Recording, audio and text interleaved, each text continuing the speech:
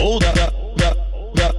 My views are my own.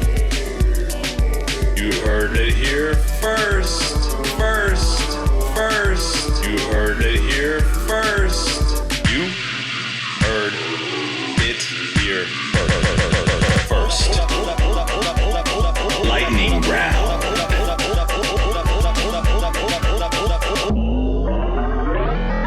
Dangerously close.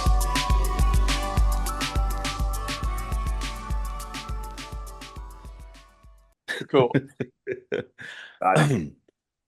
My guest today is Spyder Dobrofsky. Did I pronounce your last name correct? I should have asked. Just nailed it. You got it. All right. Spyder Dobrofsky is a writer and director currently in post on his feature Down Below, with a cast that includes Eric Roberts, Ba Ling, and Doug Jones. As a screenwriter, he is responsible for Tubi's breakout horror western film Teardrop, directed by cult filmmaker Stephen R. Monroe, who did I Spit in Your Grave. I've never seen that, but I've seen it. Like, I remember when I was a kid, I used to like see that at Blockbuster. Super, yeah. It's super gnarly.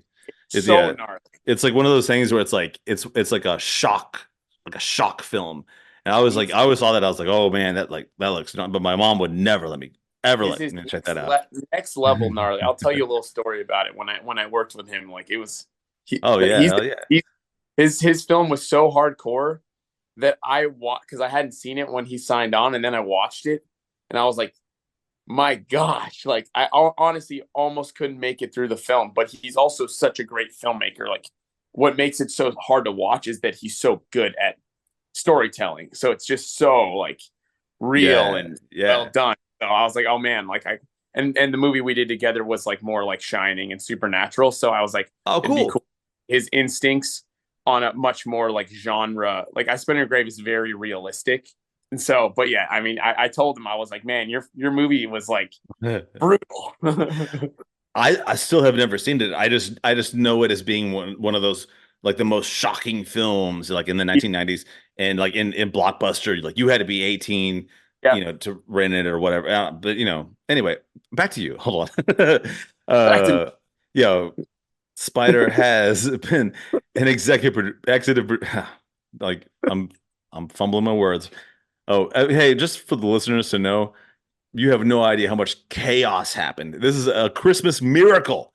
This won't come out till 2024, but this is being recorded right on Christmas Eve. NBC Peacock's original movie, The Housewives of the North Pole. Dude, I'm kind of curious about that. Oh yeah, dude. Starring Breaking Bad's Betsy Brandt. Dope. All right. Spyder sold his first movie at age 23, making him one of the youngest writers to ever have a produced motion picture. He was a guest on Jay Leno's Tonight Show as a teenager, alongside Jack Black, for launching the worldwide website and phenomenon Car Paparazzi. And now I am done reading your bio. Thank God, because I was stumbling over my words. Hey, well, what's up, Spyder, man? Bio. It's all over the place, that bio. You're like you wrote a film directed by like some guy who is known for, like, I would say one of the most it's controversial too. Like, it's a controversial film, actually. Yeah. It's for sure in that controversial space. Yeah, and trigger alert. Like, don't look up this film, necessarily if it's like sexual assault is like I would say like the main focus of that film, as far as I know. Yeah. The premise is just a really, really horrendous. But it's a revenge. It's a revenge film. It's a revenge film, and it has a huge cult fan base. But it's a like I think it's NC-17 actually, and it is hard. It is brutal. Definitely. Trigger warning. Trigger warning for me. I usually can stomach pretty much anything, and I was like,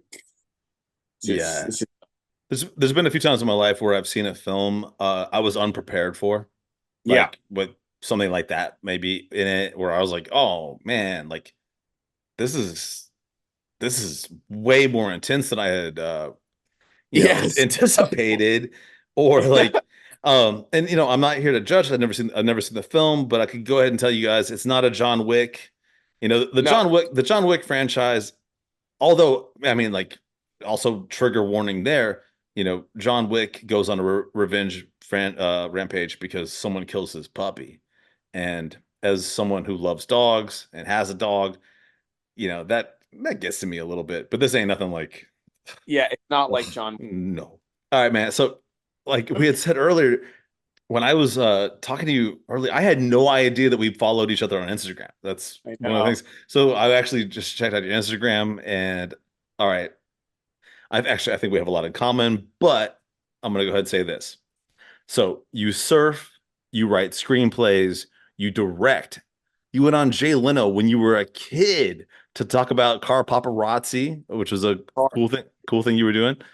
You were just Uh, taking us at cars, actually. Like I loved cars, like sports cars, Ferraris, and I yeah. was me and my brother and some of my friends. We used to just film them driving by, and we basically had filmed this car that ended up being involved in this giant like car crash that was this famous thing all over Los Angeles, and our footage got used in the news, and then basically we had this website that was just like sports cars photographed by kids and all around the world, and then it became this like worldwide phenomenon. And like David Letterman was calling the house, Jay Leno trying to get us on.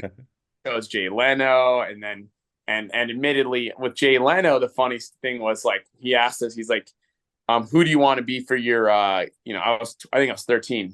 He's like, do you want Jack Black or Jessica Alba? So I had the choice between sitting with Jessica Alba and Jack Black. And like an idiot, I chose Jack Black.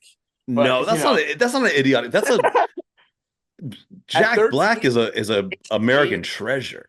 yeah, and it was like at 13 years old, Tenacious D, Jack Black, School of Rock, and he was a big Yeah. car. And we were like, what, and it was like, but then I was like, man, I could have met Jessica Alba too, which wouldn't. But Yeah, dude. Jack Black was awesome. He was so cool. He had just had a kid too at the time. I think like his kid was just born, so he was like all tired. It was wild, man. yeah, We this got was to. like in the 2000s, right? It was in 2006. Yeah, so I actually went ahead and read an article about you and that thing, and Yeah, it's a very wholesome story. It's like your mom like brought you and your brother, or like, do you have more than one brother? just one brother. Yeah, so We your brother and you guys had some and back then, like, like kids didn't have like iPhones that often, so you were oh, like using real cameras. we had VHS cameras and yeah, no phones, and like my parents would just drop us off in Beverly Hills and come pick us up like 3 hours later. We would just wander around with our VHS cameras, and it was kind of the run and gun days too. So like unlike the phones and things now, like when your VHS camera ran out of memory, like you had to go and rewind back through the tape. And so if you were in a pinch and there was like a really sick car, or you need to get something, I would be like looking through the footage, like, all right, is this worth taping over? Screw it, I'm taping over this. And once you taped over something, it was permanent. So Yeah. we would tape over people's wedding videos and family friend events and stuff, and all of a sudden someone would be watching their family friend thing, and it would cut to like cars and stuff. So Oh, yeah, so no, different. I understand this just in a way that just in the most deepest way from skateboarding. Like when I was a kid, like skateboarding and shit, dude. When I was a kid, now skateboarding is really I guess now it's not entirely my life. Now I got like adult responsibilities and shit. But Yeah. when I was a kid, we didn't just have an iPhone where you could just film 1,000 clips in a row. You had to take a camcorder. That's what they used to call it a camcorder.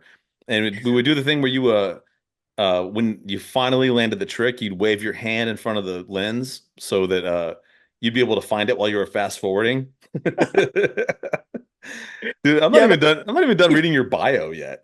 that was the pain though. I remember that pain, and it was like when you wanted to upload, you actually had to play the entire video. So when Yeah. I had it plugged into my computer and I was trying to get it onto like I think it was Final Cut, it was like I literally for an hour had to let it just like play, and it was like capturing the screen through playing, and it literally needed to play. Yeah, and you would like just look through footage. It was like you literally had to fast forward to find things like through an hour, like a full hour tape. Like totally different level of patience it required too. But that's funny, like those Yeah. little Yeah. stuff. Like Yeah. sometimes I would talk into the camera and be like, "This is the one," things like that. Like Oh, dude, we would do like the craziest shit. Like kids these days would never even think about. Like so, like I'd be like, okay, we just we got a ton of great footage. We want to keep this forever. So I would like figure we'd get like two VCRs or like like to like copy. I mean, like the way technology was then, like the amount of like shit you had to have. It wasn't like you Yeah. could just like, oh, here's my phone, upload to Instagram, I'm done. It was like back then I was like, hey man, on your camcorder, you got a good shot. You got you know, like I kick flip an eight stair. And I want that. I want that to be on my tape. And so we have to get two VCRs and get like cables and like like this is nuts, man. Like, and I actually have somewhere in the depths of all my garbage at my house. Like there's like VHS tapes of I hopefully someday I can pull it up. Someday show like, hey, show It's my hard son to that get I now used to be able off. to kickflip. Now to get them off the tape is a pain in the ass. Like there's not a lot of places that you can get your footage off these tapes anymore too. Like it's Oh, crazy. yeah. Like it's expensive now. Like if you have stuff on a VCR, you got to take it in. It's an expensive conversion too.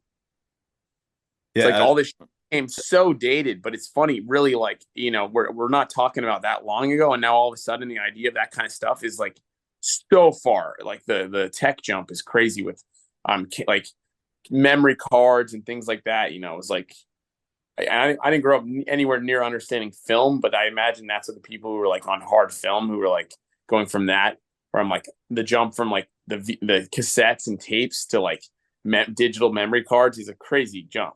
I remember my second camera was called Mini DV, and my first camera was I don't even remember what it was called, but it had a wider tape, and that was like a time period. Like, yeah, I was filming a lot of skateboarding, but Yeah. at the time, I loved movies, I loved comedy, and so I made all these like short films with my friends, like as a teenager, like all the Mm. like, and I think a lot of them like maybe could stand up to this day, but Yeah. yeah, dude, at one point I was wise enough to like compile them all onto one VHS tape back when that was the technology. And yeah, you're right. Like now I have no idea like how I'm ever gonna get that to like be digital or what I would do with it. There's But special you go to like some specialty place now, like a yeah. specialty place, and because they're specialty, it costs like quite a bit of money for like, and then you're like, shit, am I gonna drop like 150, $200 to see these some clips and I hope they're on this VHS thing too, And I you have hope to I you have to hope the tape held up. yeah. Yeah, exactly. You don't know, man. It is funny. Like, um, but yeah, that I mean, it's crazy. Like, I kind of I love the whole skate video culture. I mean, I was what I was doing with the cars was kind of like in a weird way inspired because I used to watch all the skate videos on YouTube, like and on like all those weird video like E-Bombs World and stuff.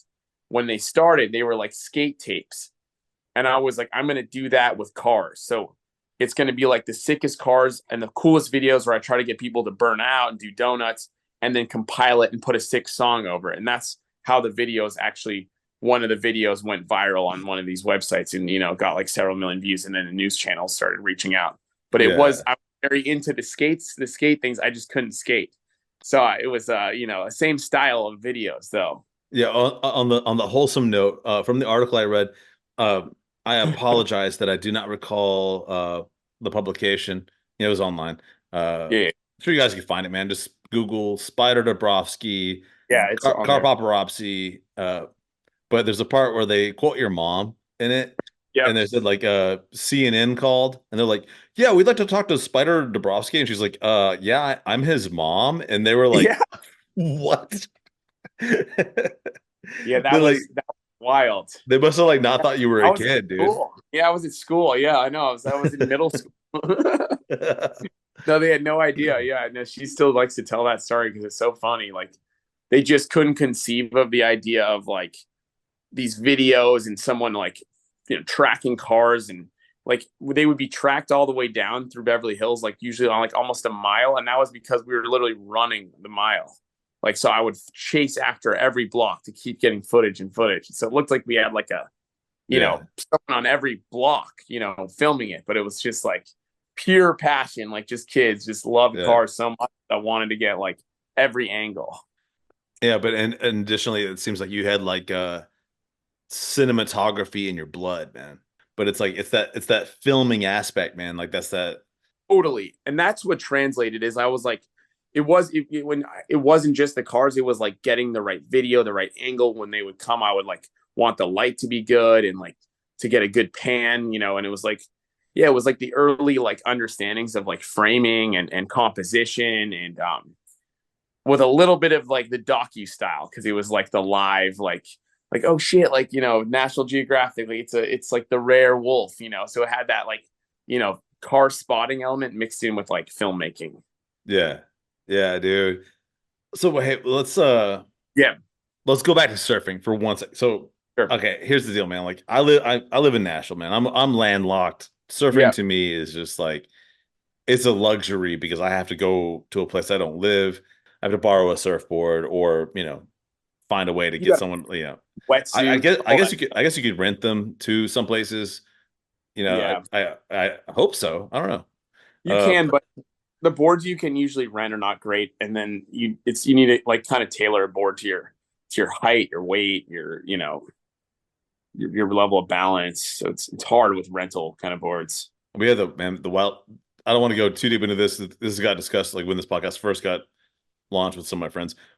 Yeah, The first time I ever went to Hawaii, I was 18, like could barely afford to be out there. I was staying on a friend's couch. I knew an older dude, and he was like, "Yo, you can stay on the couch. Yo, I know these girls that surf. They gave us a surfboard, and my homies fucking put it like on a car. We were borrowing a car and borrowing a surfboard, and and they didn't strap it, and the surfboard flew off the top of the car in the middle of the freeway, and these dudes had to like run run across traffic in the freeway to get the surfboard back, and shout out, man! I can't believe I remember this to this day. Shout out Chemo's surf shop in Honolulu because that dude, like, we fucked their surfboard up because it fell off a car on a yeah, freeway, yeah, yeah. and that dude put it back together like you couldn't even tell. Like you couldn't You even put it tell together. it was Holy, like but yeah, here's my question, man. All right. It's a three-part question, actually. Surfing. All right. Hobby or lifestyle, and are you scared of sharks? I would say it's while it started as a hobby, it then transforms into a lifestyle. So if you become like for me, like I almost have surfed every day, maybe taking a week off here and there for like 3 years straight. So it's like every day. And so you basically have the lifestyle element which I think is so great too, which is just you spend so much time in the ocean learning about the waves and just meeting people and your wave IQ goes up and your understanding of swells and like your fear tolerance. So for sure, lifestyle, and like a passion is passion lifestyle.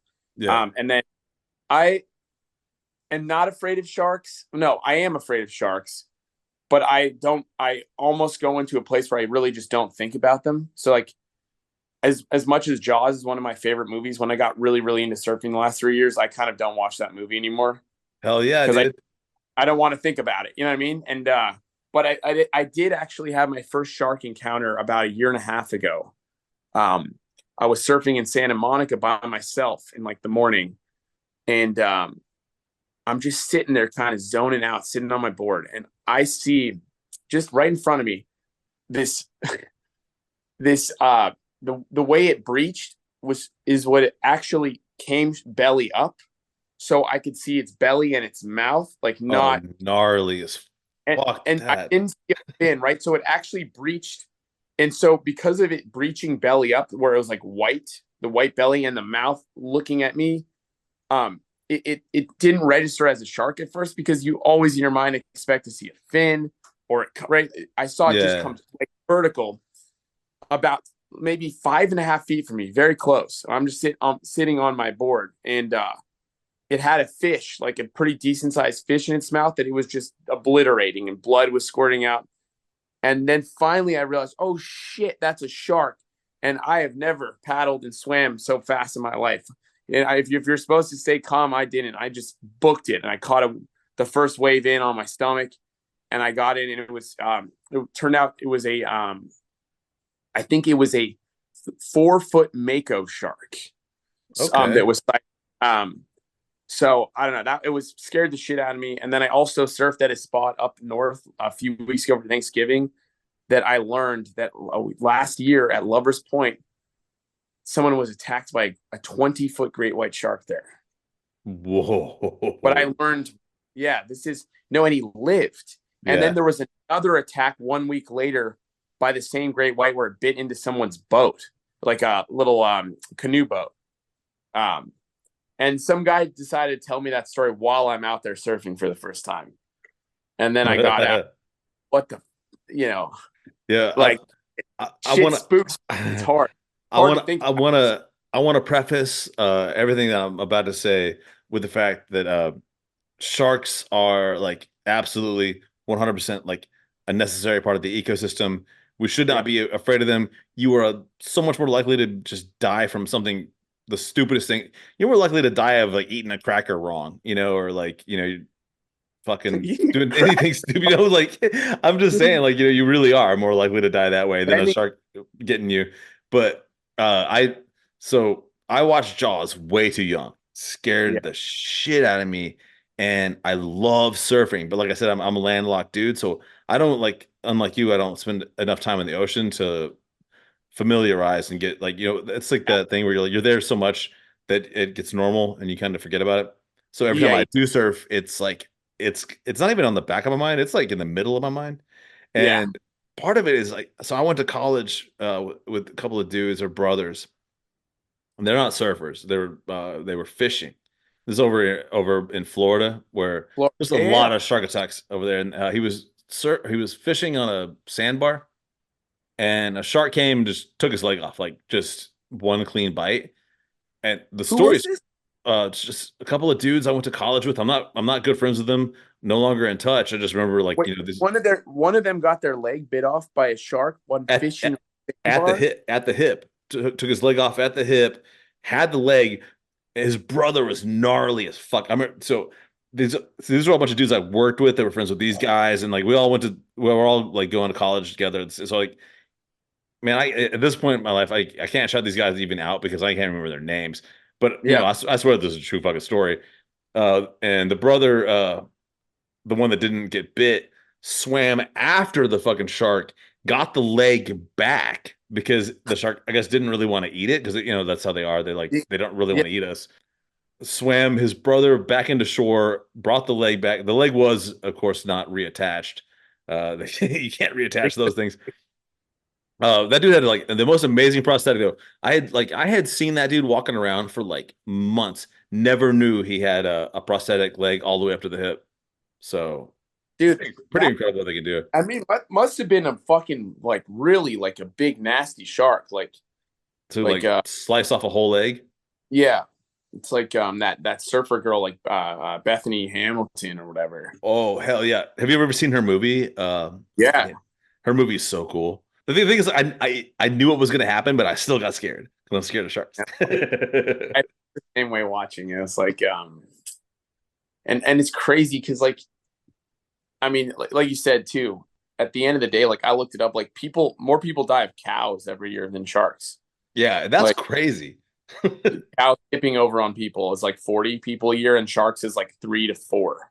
Yeah, it's not much. It's like really not a lot at all. It's just the way that sharks kill people is just so fucking gnarly that it's like so foreign. It's so alien, man. So it's like a monster. It's like a monster. Like it's like a monster. Yeah, yeah. So exactly. So they become the like boogeyman of the ocean. But if you think about it, like they're like it almost doesn't happen. If we're talking about 5 or 4 people, it's like 3 to 4 people, and then usually 1 or 2 people live. That's like in the whole entire US. Like that's really not a lot. Here's a question. Although getting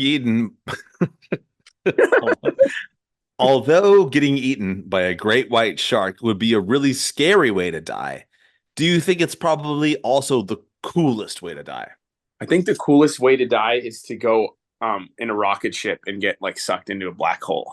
But how would we know that you actually died if you because like doesn't time like just start to like That's distort and like that's why it's. I mean, I love those movies. Like that's why like a black hole is so scary because it's like no one knows what goes on in there. yeah, dude, it could suck or it could be awesome. Yeah, or you like literally come back into like a different time period. Yeah, Great Yeah. White. Oh gosh, so gnarly. That Shallows movie was scary too. Do you see that one? Was that The with Shallows. Blake Lively? That's the one with Yeah, the no, I didn't see that. No, man. Like I said, dude, I shy too away scared. from the Shark Attack films because I truly enjoy getting in the ocean, man. I truly enjoy Yeah, you don't want especially to have getting on a surfboard, man. you don't want to have that experience ruined. You know. I just I don't want agree. to think about it any more than I have to. And like, all right, last time I went surfing, which at this point is getting to be like sadly long ago. It's more than a couple of years now. Like someone said something to me before I went out in the water, and they were like, "Hey, I mean, watch out for sharks." And I was like, "Yeah, okay, yeah, fuck you." Huh? And they're like, Yeah. they're like, but I was in North Shore, and they're like, "No, but they're down there, they're in there," and I was like, "Damn it," because that's true. They are definitely in there, and they're down They're there. every, you They're know, everywhere. It's they're their every. it's their habitat. Yeah, they live in the ocean. Yeah, those people piss me off when people say that stuff. Where it's like, I don't want to think about that. Like, Yeah, you man. know, Yeah, man. Like that's like someone if tells a story. man, I know you like you write, you direct, you act, or I'm sorry, Yeah, you yeah, write, direct, and all that. But like, have you ever acted? Do you ever do any acting? yeah, yeah, yeah. I've done some acting. I really like it, but I only like to act if there's like a part I think I could actually do and I think is interesting versus just like you know what I mean. Like I look at it the same way that I would direct something is that Yeah, I really try to like cast people very specifically and I never try to force anyone into my films. Like I never go for that force thing because I did that early with some of my shorts and it really takes you away from what you're trying to do with your story when you miscast yeah, because it brings all these weird variables in that you didn't plan on. yeah, So when I do some acting and stuff, I really um I try the same way. Like because it's I guess for me as like acting, it's not like a thing that I really want to do. So I feel that I only do stuff that I actually really want to do because I'm not thinking about it from like a career standpoint. And so it always comes down to just like a character where I feel like I actually can do something with that or be believable in it. Where it's like, hey, sorry, man, I'm not going to play a scientist in your movie. No one's going to buy me as a fucking scientist. yeah. But have you like? So I guess my real question is like, have you ever done like live performance? Like, have you ever been Like like live stuff. Oh like in a no, play or a band? only in school, like out of like being forced to like doing some Oh like yeah, that doesn't count, I guess. Yeah, if you that for, either. if you're forced to do it, it doesn't even matter if someone like. No, the live stuff. Oh my gosh. I mean, it's just so scary. My brother, who has been producing this film with me and he's the DP as well. He came from that space of like really doing the acting thing. He did a bunch of theater, a bunch of stuff where like it was amazing. But like he was really trained on that live stage performance stuff, and it was he was doing it at like 10 or 11 years old. Where I was like, man, that shit is just make too scary for me. Yeah, Like it's another yeah, animal. Like yeah. It is. some Yeah, people, it's another animal because like when you do like what I do all the time on here, and I don't even bother editing it because like I like to keep it real, man. Like yeah, when it's I raw. when I when I fuck up my words, hey, that's fine. But yeah, like in front of a live audience, that's terrifying. It's So yeah. I just know just from for me, like so like it's from music. So I've never been in plays, but I've been in a ton of bands. I've been on a lot of stages in front of a lot of crowds. Oh, there you go. And I feel like the reason we got to this where I'm not trying to brag. Yo, man, I've been in front of a ton of crowds and a ton of bands. No, what I was trying to say was like, if someone was like, if I was about to walk out on stage, with my band, and someone was like, hey, man, a lot of people in the audience out there, they don't like you and they want you to fail. That's the same thing as saying like you're about to go surf and someone's like, "Hey man, there's sharks in that water." Like Yeah, it's same fucking it's deal. the same Same feeling. Yeah, vibe. and there are people who do that for some reason. I don't know why. All right, let's go into the world of opinion. All right, in your opinion, since we're on surfing and I'm kind of Yeah, really enjoying this topic because me too. I mean I'm not gonna lie, man, I envy you. I wish that surfing was the thing that I did every day. Shit, man, and like, I'm fortunate that I can still skateboard at my age and I'm still good, but Yeah. it's still not something I can even do that every day just because, that's life, bro. But all right, here's a real question. In your opinion, what is the best surfing scene in any movie? Ooh. And this is a loaded question. I know it's No, pretty tough. this is a good question too, because there is really not a lot of surfing movies, period, that are like in a caliber of like being like movies that are good. Yeah. Uh, and then usually when there's surf scenes, it's never usually surfing. It's usually like Forgetting Sarah Marshall, where it's some like kook learning how to surf. Oh, I haven't So seen that. That's a Russell Brand, right? yeah. And it was like Mila Kunis, and it's funny, but it's like Jason Segel is like learning how to surf, and he sucks. So it's not like surfing. It's like, and so a lot of movies have the like teaching people how to surf when they don't know how to surf thing, which Yeah. isn't really surfing. You know what I mean? Like Like that's like the the like the montage in Point Break. yeah. The montage, right? With Um, my favorite line from that movie is when Keanu Reeves goes, "I'm fucking surfing!" yeah, Like he finally gets yeah.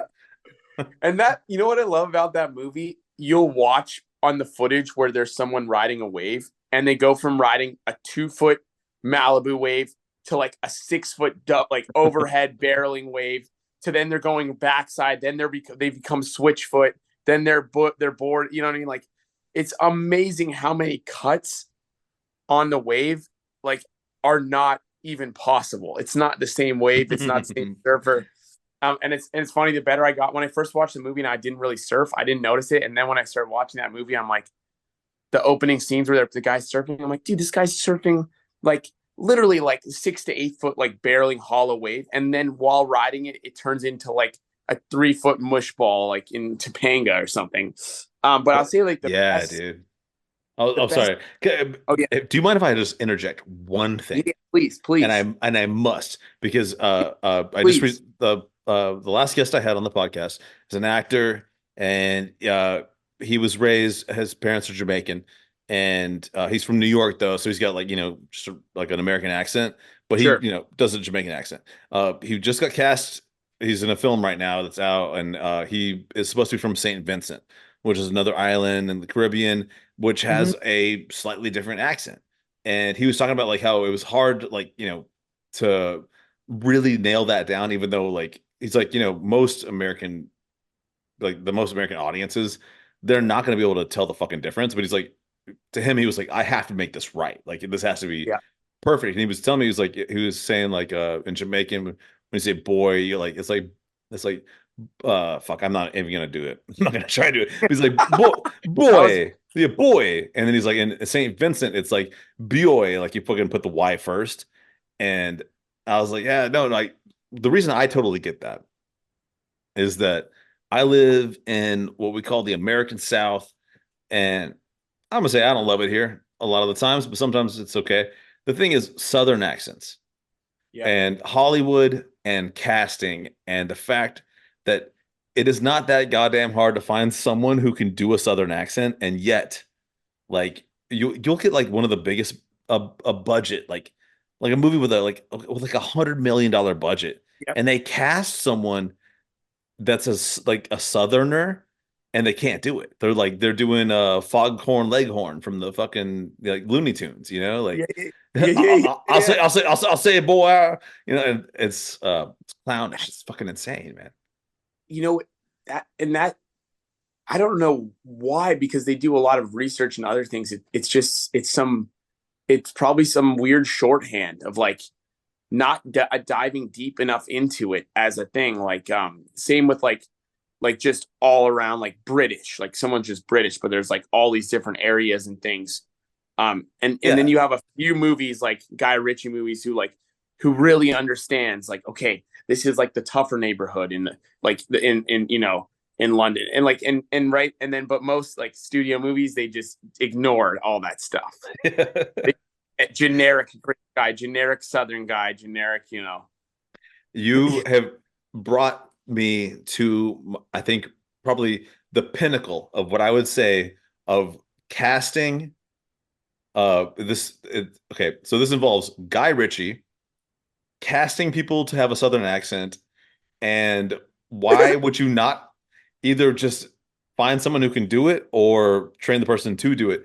And that is, hey, don't get me wrong, I love Jason Statham. I love, man, I love I love. all those Guy Ritchie. Every Guy Ritchie movie with Jason Statham is so good. Lock, Stock, Two Smoking Barrels, Yeah, Snatch, all that. He made a movie, man. Fortunately, I don't even remember the name because it should be forgettable. Where he is yeah, cast as I think he's supposed to be from Alabama, and they don't let Jason Statham just have his regular accent, and so they have him be a Southerner. And I was like, this is like insulting. because he just couldn't do it well, or what?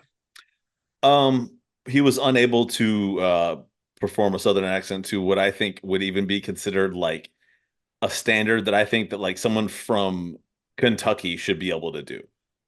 Gotcha. Yeah, yeah, yeah, yeah. So, yeah. Yeah, well, and then sometimes too, like you ask yourself, like when that's the case, like just sometimes better to just have him not play a guy from the South, Yeah. right? Like just make it so that his character lives in the South now and he's from the UK. Like don't bother to like force that too, where it just Oh man, I can reinforce what you're saying right now. If you might have noticed, I am kind of like a cinephile, like a kind of a yeah, no, yeah, movie totally. fanatic. And Jason Statham he's in another movie with Ryan Phillippe. It's called Chaos. He Mm, plays a like long-term like aging detective in the Seattle Police Department. So he's been a detective in the Seattle Police Department for at least 20 years at this point. He has a strong British accent. They don't address it. They just say, "This is Jason fucking Statham, dude. Like, enjoy the movie." And so I did, and that's all I'm asking you. yeah, yeah, like Just it's like Arnold thing too, it's like yeah, Arnold like is just playing Arnold like his voice and thing, and he's not like, and he's just that everywhere, like Total Recall, this, that, and then you just like ignore the part of the backstory where it's like, well, is he from like Austria, this guy? Like, no, it's just right, I like, think and I think something simple about that. I didn't mean to get like really this deep into like this type of like cinematic question, but you're right. With Arnold Schwarzenegger, just he's so enjoyable in films, especially like like Total Recall, great example. Why is this man that is on Mars, why does he have an Austrian accent?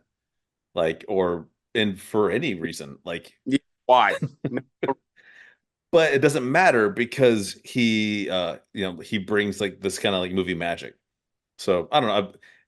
You're the filmmaker, dude. I'm the well, yeah, and that's I feel like per it depends on the filmmaker, it depends on the role of thing, and then like you'll see movies that sometimes like thrive where it's like, okay, this is like a Mark Wahlberg movie, and then it's like this is a Mark Wahlberg movie where he's actually playing a great character and he's like transformed, and so it just almost depends, and then and then some people can make it work, and then some people it's distracting. Like sometimes you want your actors to be invisible, and then sometimes you want them to like really be there, themselves. yeah. And I think about finding that the right project so that you're not like, right, like if you're watching some sort of movie where the star of the movie is like some like genre tale, like you don't necessarily want the actors to outshine it. But if it's like an indie drama with Jake Gyllenhaal, you kind of want Jake Gyllenhaal to be the guy, the main guy all over it, right? Because that's what you're watching it for. So it's finding that like that balance of what's the movie. I'd love to know if you have an opinion on this. Yeah. Does Jake Gyllenhaal have a bad movie? Um, off the top of your head? I mean, don't Google it. I'm just I I'm mean, s- I never I I watched full, but that desert one, right? Isn't there that desert one? oh the new Guy Ritchie movie he's in. No, like the really old. Oh, Sahara, or is that Matthew McConaughey? That's McConaughey, dude. The Sahara is not a good movie, right? Is I Sahara a good movie? I can't weigh in on that, man. I watched it on like a boat and I didn't like it, but that was the last time I watched it. Maybe I would like it now. That's I not a had Jake I had film. this weird thing. So like I used to like growing up as a teenager, I kind of thought like Jake Gyllenhaal and like Toby Maguire like sucked. It was kind of like Yeah, that's that's just me being like a kid that was like really into punk rock and like really into yeah, like yeah, yeah, skateboarding, rap, and just like saying like fuck all these Hollywood type dudes. yeah. And as I've grown older, I've learned to really appreciate Jake Gyllenhaal as a good actor. He's a great actor, and he's in like Prisoners in some small roles where he's so good. Like I I, was gonna say Prisoners. I love Prisoners. That is one of the most haunting films. Like Yeah, bringing that word back. Hit us up in the DMs later. Is Prisoners a Thanksgiving film? it takes place on Thanksgiving, so I guess yeah, it's like Die Hard a Christmas movie kind of thing. Dude, I don't know It, how we got on Jake Gyllenhaal because we were talking about surfing, and Jake Gyllenhaal. I wanted to ask, yeah, when you were a teenager and you were on Jay Leno, did he ask you like a lot of questions about like shark attacks or like if you were afraid of sharks or did he? No, he only cared about cars. Jay Leno. That's like He his just that's his deal, right? that was his deal, and then he took us to his garage after. Like it was sick. Oh, We you got went to to his garage after? Yeah, invited us to his garage after. It's like at like Burbank Airport hangar. There's like 120 cars, like an insane $50 million collection of cars. Well, sadly, we're on a Zoom call and I can't take you to my cool Yeah, ass driveway, but what do you I got in the oh driveway? hell yeah, dude. I got a fucking Nissan Frontier pickup truck. Oh, yeah. Yes, I do. And I've got a Hyundai Elantra. Mm-hmm. And on top of that, yeah, I'm not even stopping there, dude. I got a Schwinn bicycle. Oh, yeah. I have a Creature skateboard. I also have a oh man, what's the fucking I have two skateboards and I can't think of the other board company. Fuck. Someone with Mark Johnson. What's Mark Johnson do? Enjoy. I got an Enjoy. We got five vehicles in the garage. I love it. Makes me want to get a new car. I guess what we basically have covered is the fact that I am a better interviewer than Jay Leno because I asked you about sharks. So A fact. Yes. going into like let's talk about it, man. Let's talk into the brass tacks. You Yeah. sold your first movie at 23, so I assume you've got some pretty good advice on how to sell a script. What if I stood outside of a movie studio wearing a trench coat? And like every time I saw a guy in a suit, like I pulled up with the trench coat and I said, "Hey, you want to buy a script?" Is that a good idea? Is that like how Hollywood works, or I don't I know, f- man. I want to learn. I feel like that might work actually. Like that's unique enough that it might work. You want to buy a script? I would try. I would give it a try. But you better have a script in that trench coat pocket because if he says yes, you better have something good. Oh, I do have a good idea, but somebody told me like you shouldn't like talk about your like thing you're writing, or else you'll stop writing it. That's like some kind of like sage wisdom that I've received from like I don't know like 10 different people. They're like, To- hey, if you start bragging about the thing you're writing, then you'll stop writing it because you'll just get like serotonin for people thinking that you're cool that you wrote something. I don't know, man. I don't think that stuff's real. I don't even think anything's real. Yeah. Actually, you know what I do think is real is you have Sure. a new movie coming out. All right. Yeah. It is called Down Below. And this is a big fucking deal, guys. All right. What's it about? Who is in it? Is it going to be amazing?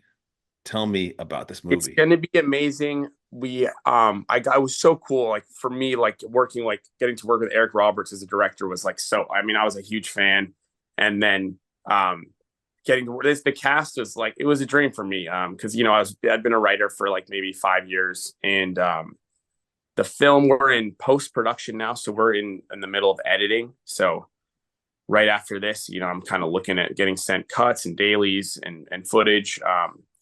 We're tracking, I think, because of it's a kind of like a Christmas horror film. It should be releasing next year, like probably closer to the holidays. And then we're discussing whether that's going to be limited theatrical, Netflix, or if we're doing like the big film festival routes. It's a wild west of details when it involves in releasing, because I'm really just the director, and Yeah. I wrote the script as well, but um, it's been a pretty cool journey of just getting to really work with some of the actors that I admired, and realizing, man, they're just like us. They're just big kids who just love their toys, and they love it, man. They just love making movies, and it's like you're just on set and you're just like, oh wow, like this guy cares as much about this character as I do. Ideas, and like Eric was just one of those guys where I was like, hey, like I was like, what if we do this? And then he's like, well, if we do that, like I would do this. And then I'm like, oh, then I would shoot it this way. And then it's just like bam, bam, bam, bam. And then all of a sudden we have this great moment that came out of just like they're just legend, man. They're legends Yeah. for that's what I learned, is they're legends for a reason, because they're so quick and good and witty, man. So it's been a really fun experience, and I'm excited to drop a trailer soon. And I think they're going to do some sort of press stuff about the what the story is and all that stuff with like a trailer. It's all And stuff you wrote this too, right? Like this is I wrote it. your script. Yeah, it's an Your original. script and your direction, man. That must feel Yeah, fucking good, dude. Like it's for real. fun. Well, it's cool because that like the actors signed on because of the script, so that in a way they already trust me. Um, where it's like when we're talking, it's like, oh, we're on the same page about like the material, and from that we just go deep on like how do we bring it to life in the best way possible. And I'm happy to admit, I think that when I've done my job with casting, there's not that much I need to do with the actors. Like they already become the part, and then I'm just trying to like guide them to water about the story, where it's like, oh, we need to make a bigger moment on this line, because this line is like the plot twist. Man, I cannot like not do a pun. It's Yeah, when you said guide to water, yeah, guide to water. you have an actor in the film too. That's Shape of Water, right? Oh yeah, Doug Jones. Doug Jones, my Yes, namesake. My name's Doug too, so like I I feel like we he probably would get does. along. Doug is like been in every movie you've ever seen with like directed by Guillermo del Toro, Yeah. and like all the big monster movies. He's like a very like famous horror icon who like portrays all these different creatures and monsters. And then you meet him, and he's like the sweetest, nicest guy ever. And I was like, man, like he lets me call him Dougie. I'm like, Dougie, dude, you're like He lets you fucking call him Dougie. yeah, Do you have any fucking yeah, idea what level of so my name is Doug as well, as you know. yeah. If you want to call me Dougie, the level of familiarity with me you need to have, and the level of tolerance I need to have with you fucking with me and calling me so that It's a vulnerable name, huh? un unbelievable. So you're telling me Doug Jones lets you call him Dougie. Yeah, you know, I and Wow. Oh my God. I, I I was in a serious relationship with a woman. yeah, yeah. And she persisted to call me Dougie. And I might point out to that as the main reason we broke up, man. Dougie, Oh it's shit. yeah, yeah, It's see the thing about so the name is Douglas and yes, the diminutive is Doug. And Dougie, man, I just feel like I just can't fuck with it, dude. yeah, Well, actually this is actually really it's a very very complex subject because every job I've ever had my nickname has become Dougie Fresh, which I'm Yep. cool with because Dougie Fresh is like fucking amazing and awesome. Yep. But something about just Dougie alone, like if you're not gonna say Fresh after it, I feel insulted. Dougie Fresh, but with just Dougie on its own, it's no fly zone. I mean, I assume like your name is Spyder, so I mean, Yeah. like you get plenty of fucking shit Well, through your my life. my first name is Mick, and it's a little similar. Like it's like Mick with an M. Your name is just Mick, like no diminutive, Yeah. like just No, oh yeah, just that. Like Mick Spider. Spider's why my middle name. And basically, I went by Mick for a little while when I was like up until like fifth or sixth grade, and then I was like in middle school. I was like Spider through high school, and then there are people who sometimes insist on like calling me Mick just because they find out, like new people. oh yeah. It feels Ooh, the same. no, thank you. You're talking about Dougie, where it's like it's something that I can't. Even my most like close people in my life don't call me Mick.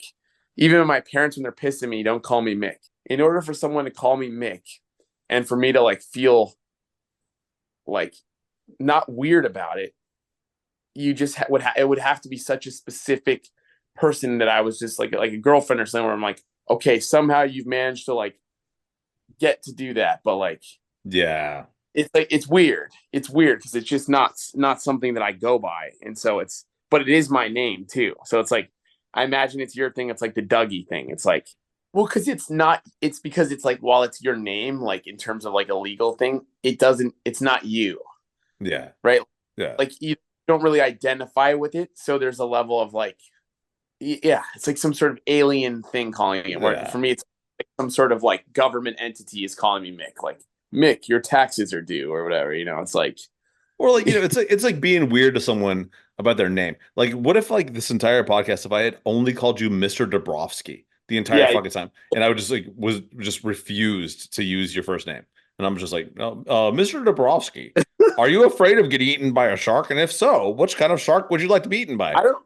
I don't like that either. Like, I can't imagine ever wanting to go by Mr. Dobrofsky in any capacity, Dude, I and I am had literally one either. repelled by the idea of going by the name Mr. McDonald, and I'm horrified by my current future now that I have a son. That means Yeah, I'm gonna have to go to a school and I'm gonna have to like deal with strangers, and they're gonna call me Mr. McDonald, which bothers me on multiple. First of all, I think that the McDonald's Corporation is like a really bad thing. yeah, They're burning it on the rainforest and shit. yeah, And yeah, it's like, come on, man. yeah, yeah, yeah. Yeah, call me Dougie. Just call me Dougie. For Dougie over Mr. McDonald. Yeah, nah, they both suck. All right, so back to the movie. I'm sorry. Oh, I got us off track, and that's entirely my fault. Oh, and also I lost my notes. So whatever, it doesn't matter. we don't. We are getting dangerously close to the lightning round. Cool. Spider, I have to tell you how the lightning round works. It's almost as horrifying as Jaws, but way less horrifying than Jaws. And basically, what I do is I ask you a series of questions, very quick. You have no time to think, gut reactions only, and that's how it is. It's not cerebral. It is entirely just blah. This is written Love it. by co-producer Colleen. Oh, you got a good one. You got an easy one. It's a Mad Lib, and as a writer, I think you'll do very well. Oh man, pressure's on. I'm gonna blow it. So as a Mad Lib, it's a adjective, noun, shit, bullshit like that. I don't even remember what those things are, but bring it on. I'm gonna blow it. I am so stoked that we talked about the shape of water before this. This is called The Shape of dot dot dot. A Mad Lib story by co-producer Colleen, co-written by Spyder Dobrofsky. Are you ready? Yeah. How does this Mad Lib thing work again? I say, for instance, animal, and then you say an animal. Okay. I just drop it. Got it. Got it. Got it. Easy. Animal. Pig. That's a good one. Liquid. Diet Coke. uh, same liquid as hobby. Sorry. Paddle tennis. Paddle tennis. Is that like pickleball? I was thinking about pickleball, and then I said paddle tennis. I think that's like a different name for ping pong or something. All He right. said, U.S. state, uh, Alaska. the final frontier. Uh, Same animal as before. What would we say? Oh, pig. Yay, pig. Body part, Toe. toe. One toe. Oh my God, this is like so, I love how she like does these Mad Libs. Ailment. Runny nose. I don't know. Man, I actually suffer from that ailment Really? myself. Runny nose. Give me a moment. I'm sorry. I have to I have to write these in by pen on paper. Oh, We're like Lord. we are in the 1990s again here. All right. Cause of death. Shark attack. Hell yeah, dude. Bring it back. Adjective. Oh yeah, yeah. See, that's the problem is that I'm a writer, but I'm really not that great with like the vocabulary terms. If you ask me now, adjective. Um, Everyone feels put on the spot. Do not feel like you're like alone in this. what are adjectives again? Like Descriptive terms, colors, smells, white, is spicy an cold, adjective? cold, spicy. Yep. Great. This is where I Spicy. would get grilled. Adjective. Another one. Hmm. Slippery. That's a really good one. Spicy. Noun. Okay, that's a person, place, or thing. Hmm. Abraham Lincoln. Abraham Lincoln. Okay, give me 1 second here. It's a Just like long thing to write. I'm actually a lot of this is the fact that you chose pig for animal has like filled in like half this fucking thing. All right, same liquid as before. What did you say before? What was the liquid you said? Coke. Oh, Diet Coke. Duh. Okay. Adverb. What's that one again? Like quickly, speedily, slowly, angrily? No. It's something with illy. Um, You're just describing a verb. So he frantic. speedily ran. He Is frantically quickly or peed. What? frantically? Frantically. Yeah, that's one.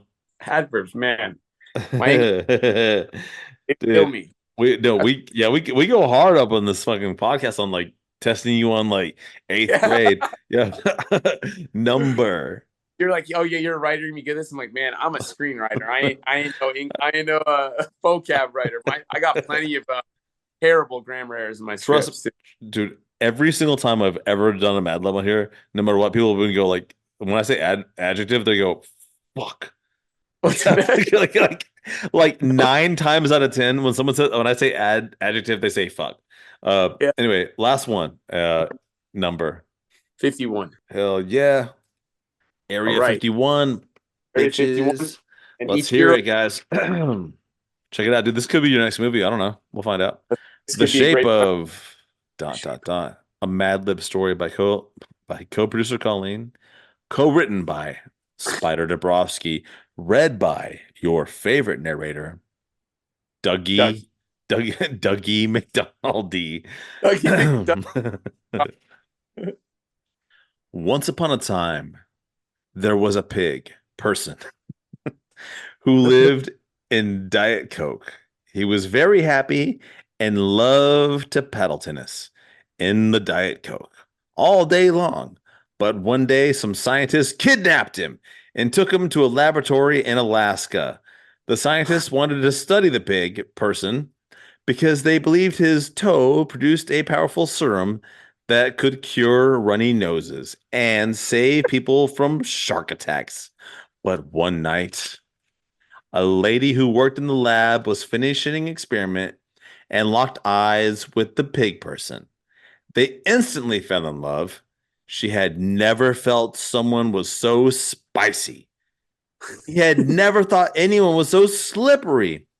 She found Abraham Lincoln and used it to smash open the pig person's cage.